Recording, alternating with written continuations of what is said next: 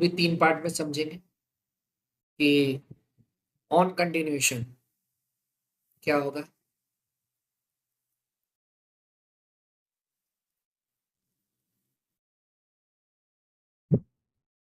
Fully tax, नौकरी के दौरान अगर आप उठा रहे हैं, सेम ग्रेचुटी जैसा है, आप गवर्नमेंट हो नॉन गवर्नमेंट हो, फुल्ली टैक्सेबल है।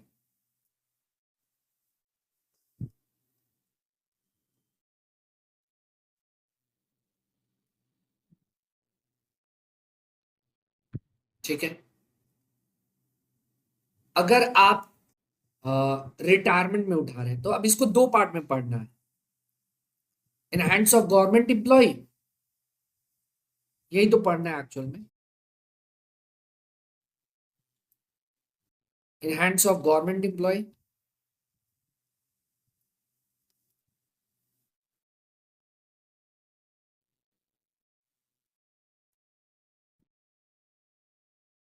और इन हैंड्स ऑफ नॉन।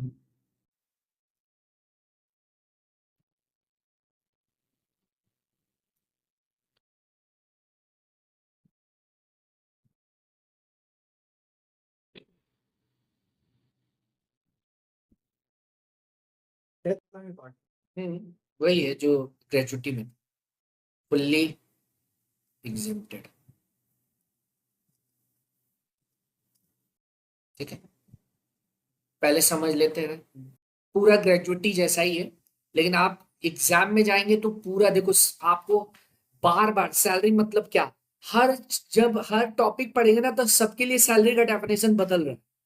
जैसे ग्रेजुएटी में ही पढ़े, सैलरी एक में है सिर्फ बेसिक प्लस डी है, फॉर्मिंग नॉट फॉर्मिंग कोई लेना देना नहीं है, और लास्ट ड्रॉन है। नॉट कवर्ड वाई में क्या है, बेसिक लेंगे, डीए लेंगे, डीए कौन सा, फॉर्मिंग पार्ट, और कमीशन ऑन टर्नओवर लेंगे, फिक्स्ड कमीशन ऑन टर्नओवर, महीना का एवरेज ना, date of month of retirement को छोड़ के 10 महीना। ठीक है, फिर इंक्रीमेंट वाला केस से समझे, अगर आप मंथ ऑफ रिटायरमेंट ले रहे छोड़ रहे, इससे बदल सकता है ना। जैसे इस एग्जांपल में जब हम लोग लिए, अगर आप अगर आप डेट में चूक करते हैं, मंथ ऑफ रिटायरमेंट में चूक करेंगे, तो हो सकता है ना इधर का 1 महीना ज्यादा हो जाए। तो अगर थ्रू आउट द ईयर आपका सैलरी कभी बदल ही नहीं रहा है, तब तो 10 महीना का एवरेज सेम ही आएगा, हाँ या ना। लेकिन अगर इस तरह का केस आ गया, कोई इंक्रीमेंट हो रहा है, तब अगर आप इसमें कुछ गड़बड़ करते हैं कैलकुलेशन में, तो सम्स रॉन्ग हो जाएगा ना। इसलिए ये ध्यान देना जरूरी है। समझे हम क्या बोलना चाह रहे हैं? तो इसीलिए क्वेश्चन बहुत जरूरी होता है तुम्हारा कवर करना, मतलब ये बात को कवर करना कि सैलरी मतलब क्या है, क्या लेंगे। ठीक है, अभी हम लोग इधर मूव कर रहे हैं। अगर नौकरी के दौरान मिला तो फुल्ली टैक्सेबल, चाहे कोई भी हो, गवर्नमेंट हो आप या नॉन गवर्नमेंट हो, उससे कोई लेना देना नहीं है। लेकिन अगर आपको रिटायरमेंट में मिल रहा है तो गवर्नमेंट है तो फुल्ली एग्जेम्प्टेड, नॉन गवर्नमेंट है तो क्या, इसमें कवर्ड नॉट कवर्ड वाला कोई केस नहीं है। चलिए हम लोग ये वाले पार्ट में आते हैं कि इन हैंड्स ऑफ नॉन गवर्नमेंट। ठीक है, क्या होगा,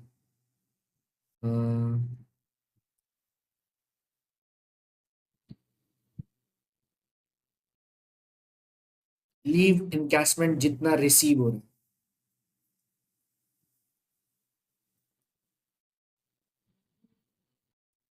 जो भी रिसीव, लेस कर देंगे उसमें से मिनिमम ऑफ दी फॉलोइंग।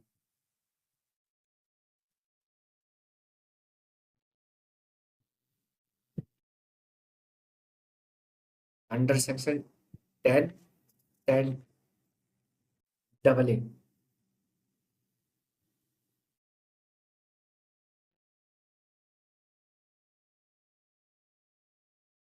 क्या है, actual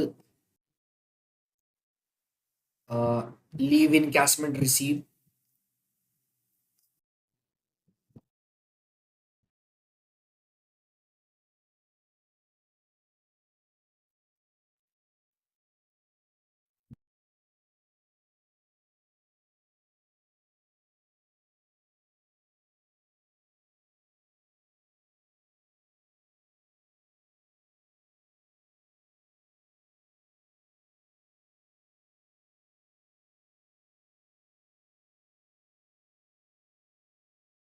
A, B statutory amount,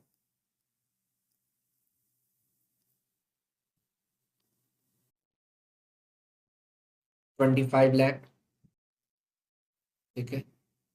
C 10 into average salary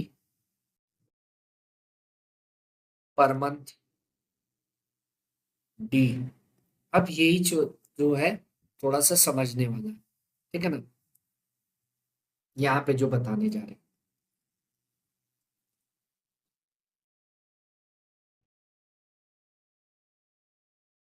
1 into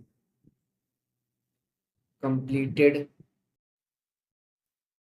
year of service minus leave taken into average salary. ये सॉल्व करके जो आएगा,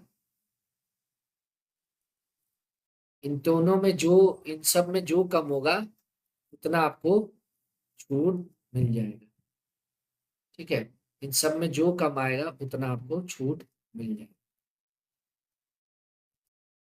अब इसमें कुछ है, ये जो वन है इसमें कुछ है, यही हमें समझना है। बाकी सब चीज सेम होगा, कंप्लीटेड ईयर सर्विस मींस क्या, एवरेज सैलरी मतलब क्या, तो वही हम लोग को समझना है, ठीक है। नोट कर लिए क्या? पहले हम अभी हम लोग पढ़ रहे हैं लीव इनकैशमेंट में।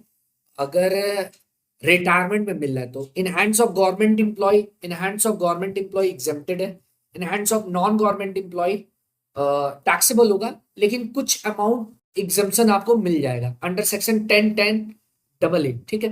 क्या है? Minimum of the following is exempted. Actual gratuity जो मिल रहा है वो स्टैट्यूटरी अमाउंट 25 लाख। इसका एक रूल है कि अगर अर्लियर डिडक्शन आप क्लेम कर चुके हैं लिव इनकैशमेंट में तो स्टैट्यूटरी अमाउंट से उतना रिड्यूस कर दिया जाएगा। फिर है 10 into average salary per month. यहां पर एवरेज सैलरी पर मंथ क्या होता है वो हम लोग समझेंगे, ठीक है। फिर है 1 into completed year of service minus leave taken into average salary. यहां पर फिर वही एवरेज सैलरी मतलब क्या, तो ये दोनों में जो यहां लेंगे और यहाँ एवरेज सैलरी लेंगे दोनों ही सेम है, ठीक है। तो अब हमको समझना है कि ये वन वन क्या है, हमको समझाना है, ठीक है। अभी हम लोग समझ रहे हैं completed year of service means what, any fraction of the year क्या करेंगे हम लोग, इग्नोर करेंगे। जैसे एग्जांपल के तौर पे 27 साल 3 महीना है तो कितना लेंगे, 27 लेंगे। 27 साल 7 महीना 8 महीना 9 महीना 27 ही लेंगे। ईयर का फ्रैक्शन आएगा तो इग्नोर कर देंगे, done. Salary here means what, ध्यान से देखिए, बेसिक लेंगे, डीए लेंगे। डीए कौन सा लेंगे बच्चों, forming part of retirement benefit, plus commission on turnover, same as पूरा का पूरा कैसा दिख रहा है, ग्रेजुटी का not covered by gratuity act है, हाँ या ना। लेकिन यहां पर देखिए क्या है, being last 10 month average ending on the date of retire, वहां तक preceding the month of retirement और यहां क्या है, डेट ऑफ रिटायरमेंट है, ठीक है। एग्जाम्पल से समझिए, अगर कोई बंदा 18/11/2024 को रिटायर हो रहा है तो वो जनवरी में कब एंड होगा, जनवरी में एंड होगा 19 तारीख को, ठीक है। मतलब यहाँ per month of retirement start कब होगा, स्टार्ट अगर आप मान रहे बैक डेट से तो यहीं से अगर मान रहे तो यहाँ का लेंगे 18/11 और एंड कब हो जाएगा 19/1 को, 10 महीना हो जाएगा ना 19/1 को। कैसे, नवंबर तो ले ही रहे ना, 18 दिन ले रहे तो नेक्स्ट में तो आधा दिन लेंगे।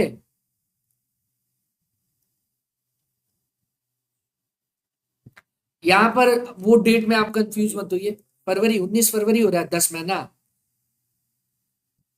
ठीक है। आप ये समझे क्या है बताना ये था, वहां पे मंथ ऑफ रिटायरमेंट छोड़ गया था, यहाँ पर डेट ऑफ रिटायर मतलब अगर ऐसा डेट आ गया तो फिर आपको वहां पे क्या करना होगा, एवरेज निकालना होगा महीना का। ठीक है, जैसे मान ले 50,000 सैलरी है। ठीक है, तो 50,000 30 दिन का है, तो 18 का कितना होगा, मंथ वाइज कंसिडर करेंगे। फिर यहाँ पे 19 दिन का निकालना होगा, ऐसे करेंगे। ठीक है, समझ में सम्स में समझ जाएंगे। ये समझ में आ गया क्या? वहां पर आपका मंथ ऑफ रिटायरमेंट छोड़ के था, यहाँ पर है लेके डेट ऑफ रिटायरमेंट है। क्लियर? ठीक है, अर्लियर डिडक्शन क्लेम जो होगा वो माइनस कर देंगे। अब यहाँ पे आओ, ये जो 1 मंथ है ये समझना है।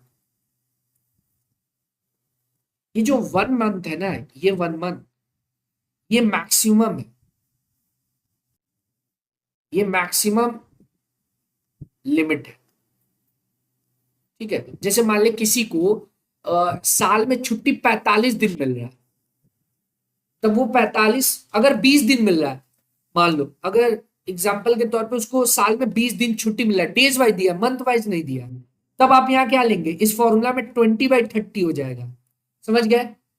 यानी ये जो फॉर्मूला यहाँ यूज कर रहे हैं, वन लिख रहे हैं ना, तो यहाँ पर लिखेंगे 20/30। लेकिन अगर किसी को 45 दिन का छुट्टी मिल रहा है, तब मैक्सिमम लिमिट क्या है, 1 है, मतलब 1 मंथ है। तो इसका मतलब क्या हो जाएगा, फॉर्मूला में 1 ले लेंगे, 30/30 1। समझ में आया? फिर से सुन लो, ये जो लीव अलाउड हो रहा है आपको, ये मैक्सिमम साल का यहां पे लेने के लिए एक बोला। तो अगर एक से कम है तब तो आप लीजिए ना। मान लो आपको 25 दिन मिल रहा है, तो 25 फॉर्मूला में 25/30 लेंगे। आपको 10 मिल रहा है तो 10 मतलब ये into completed year service minus leave taken में जब भी लेंगे, ये सब सेम रहेगा।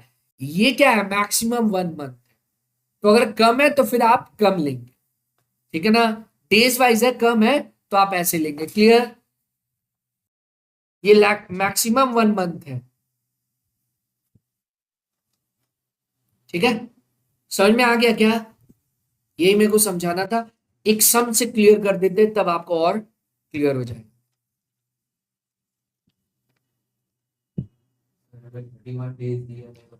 तब 1 लेंगे मैक्सिमम, 30/30 मतलब 30 यहां दिया हुआ है ना, एवरेज करने के लिए 1 ले लेंगे। मैक्सिमम आप 1 ले सकते, हाँ मैक्सिमम 1 ले सकते हैं। अगर 30 से कम है तब आप क्या करेंगे, तब तो ऑलरेडी मैक्सिमम 1 है। 30 से कम है तो फिर हम लोग कम वाला लेंगे, मतलब 25 दिन है, 28 दिन है, तो ऑब्वियस बात है फ्रैक्शन चेंज हो जाएगा ना, कम आएगा। इंटू 1 से तो कम ही आएगा। ये है रूल। क्लियर? डाउट क्लियर सभी को? अब एग्जाम्पल लेते हैं। इस बार लिखते नहीं है एग्जाम्पल, आप प्रोविजन कॉपी कर लिए क्या? ये सारा कर लिए ना, साथ साथ कर लिए। लिव इनकैशमेंट का ये सम से हम लोग इलस्ट्रेशन में लिए, देखते हैं इस सम में ऐसा खास क्या है। पढ़ते हैं पहले सम से। मिस्टर विवेक रिटायर हुआ है 31/3/2025 को। At the time of retirement, retirement के समय 18 महीना का leave lying to the credit of his account. 18 महीना का छुट्टी बचा है, हाँ या ना? He receive leave encashment equivalent to 18 month. Basic salary कितना, 1,26,000। बोला इसको लीव इनकैशमेंट मिला कितना है, बेसिक सैलरी के बराबर, 18 महीना के बेसिक सैलरी के बराबर। यानी अगर आप बेसिक सैलरी पर मंथ निकालना चाहो तो डिवाइड कर लोगे, यही मिल जाएगा 18 से। यस और नो? हो जाएगा। चलिए वो बात का बात है। His employer allow him 1.5 month का leave for every completed year of service. अच्छा, हम आपको क्या बताए थे, फॉर्मूला में 1.5 महीना लिख दिया, मैक्सिमम कितना है समझ रहे? अगर 1.5 महीना से कम होता, 1 महीने से कम होता तो डेज वाइज में होता, तब आप वो फॉर्मूला चेंज कर लेते, 1 के बजाय रिप्लेस हो जाता, डेज हो जाता। समझ रहे हैं? तो यहां पर क्या लेंगे, फॉर्मूला में 1 लेंगे, हाँ या ना? लेकिन इस सम्स में completed year of service missing है, हाँ या ना? चलो एक बार करते हैं, पहले हाथ तो चलाना चालू करते हैं, सॉल्व करते हैं। लीव इनकैशमेंट मिला कितना है, लीव इनकैशमेंट रिसीव सर 1,26,000, हाँ या ना? फिर इसमें लेस करेंगे मिनिमम ऑफ द फॉलोइंग।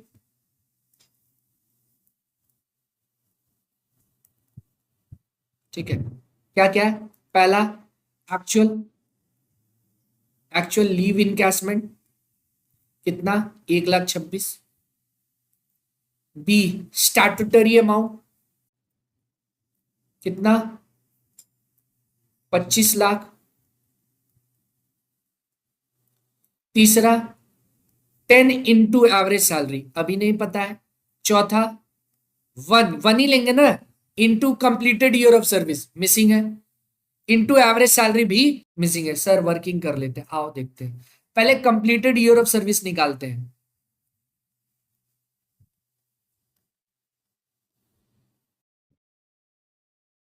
देखो एक बात बताओ, इसको, इसके पास completed year of service means 18 महीना का छुट्टी बचा हुआ है, ठीक है, और वो ही अवेल्ड 12 मंथ लीव, अब 12 महीना का छुट्टी उठा चुका है, तो टोटल छुट्टी कितना हुआ? 30 मंथ हुआ। ये क्या है? टोटल लीव है, हाँ या ना? ठीक है ना? और उसको साल में 1.5 महीना का छुट्टी मिलता है, तो देयरफॉर ईयर नहीं निकाल लेंगे, 30 महीना पूरे नौकरी के दौरान मिला है इसको, तो इसका मतलब 30 मंथ डिवाइड बाय लीव कितना अलाउड था? 1.5, तो कितना आया? 20 ईयर आया। फ्रैक्शन आता तो ये क्या करते? 20 ही लेते, क्योंकि फ्रैक्शन ईयर का इग्नोर करेंगे, यही है ना रूल। तो 20 आ गया ना, कंप्लीटेड ईयर ऑफ सर्विस 20, ठीक है, माइनस लीव टेकन, लीव कितना लिया हुआ है वो? 12, इनटू, अब मेरे को एवरेज सैलरी चाहिए, तो एवरेज सैलरी में हम लोग क्या क्या लेते हैं? सैलरी हेयर मींस व्हाट, ये तो एक हो गया, ये निकाल दिए वर्किंग नोट में, ठीक है। अब दूसरा निकाल रहे सैलरी। अब देखो सैलरी, एवरेज सैलरी निकालना मेरे को चाहिए, 3 चीज होता है, बेसिक होता है, डीए होता है, और कमीशन ऑन टर्नओवर होता है, हाँ या ना? कमीशन ऑन टर्नओवर होता है। तो देखो बेसिक मेरे पास है, हाँ है, 1,26,000 18 महीना का है, ठीक है, तो पर मंथ का कितना होगा? 7,000। अब 10 महीना का चाहिए तो 10 से इंटू कर लेते हैं ना। सर इंक्रीमेंट भी है, इंक्रीमेंट कब हुआ है बोलो तो? 1/4, 10 महीना से पहले ही हो चुका है, तो ये रेलिवेंट नहीं है इंफॉर्मेशन आपके लिए, हाँ या ना? समझे हम क्या बोल रहे हैं? रिटायर कब हुआ है? 31/3 को हुआ है, ठीक है, और ये इंक्रीमेंट 1/4 मतलब 10 महीना के पहले ही हो चुका है, तो आप एवरेज कर रहे जो, तो उससे कोई खास नहीं होने वाला है, एवरेज भी तो है। तो 10 महीना का कितना आ रहा बताओ? 70,000। अब वापस तो डिवाइड होगा, आप वापस तो 10 से ही डिवाइड होगा, 1 ही करके निकालो ना, ठीक है। कितना आ रहा है? ये तो आ गया 7, और ये कितना दिया हुआ है? 3,000 दिया हुआ है ना डीए, और ये तो है ही नहीं, तो कितना आ गया? 10,000 आ गया ना। एवरेज भी करोगे तो ये लो कर दो यार, 10,000, ये कितना आया? इधर भी 10,000 हो जाएगा,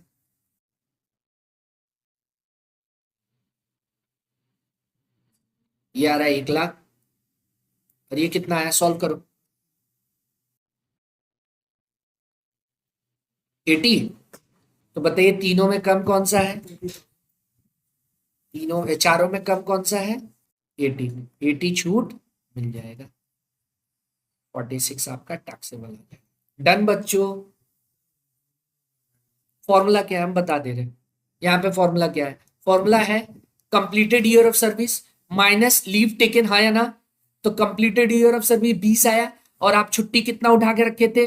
12, तो 12 माइनस हो गया, तो कितना बचा? 8 इंटू इंटू 20 ईयर सर, 20 साल सर, वो माइनस लीव टेकन, मतलब यहाँ ईयर मंथ नहीं समझना है, ये ईयर मंथ मत समझो, ये फॉर्मूला में 20 माइनस 12 है, ठीक है, ऐसे देखेंगे, वो ये मत सोचो कि ईयर में है मंथ में है।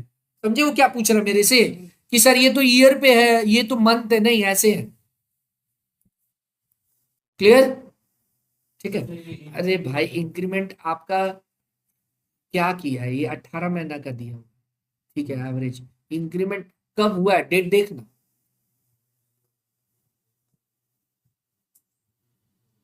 तुम कब रिटायर हो रहा है, पीछे 10 महीना जा, ठीक है, और तुम्हारे पास इंफॉर्मेशन क्या है? बेसिक है, चाह के भी आप पर मंथ का निकाल पाएंगे इंक्रीमेंट में क्या है क्या नहीं? सीधा 18 महीना का है ना, 18 महीना का बेसिक दे दिए, तो 1 महीने का कितना होगा?